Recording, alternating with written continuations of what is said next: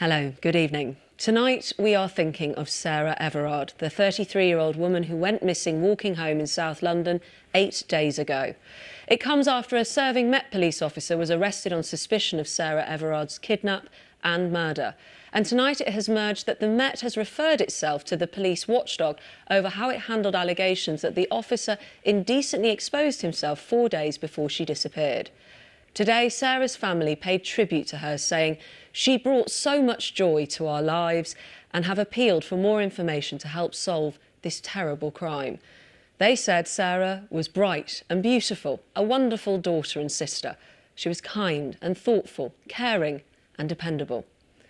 Sarah's disappearance has sent shockwaves throughout the UK, with many women taking to social media to express their distress, but also their own personal strategies to cope with the fear of attack when they walk alone at night or even in the day.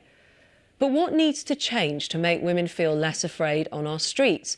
Some are arguing women have done all they can and enough is enough. Tonight we explore whether this could be the moment to finally shift the dial on women and girls' safety. Ben Hurst. Now, jury selection is underway in the murder trial of former police officer Derek Chauvin. Chauvin is accused of killing George Floyd in Minneapolis last May. His death prompted global protests united around the message of Black Lives Matter. In Mr. Floyd's home city, there were calls for profound changes to the way communities were policed.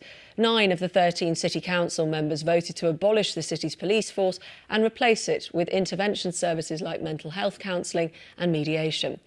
9 months on, what have been the consequences of those changes? Our US correspondent David Grossman reports from Minneapolis, a warning this report contains some strong language.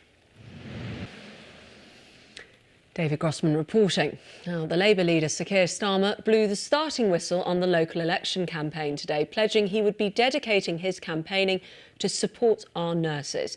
But these so-called elections will be anything but a local affair, taking in nearly all of the country, a huge electoral test for every major party leader.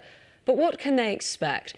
And how might the pandemic affect turnout, how the parties campaign and how we vote?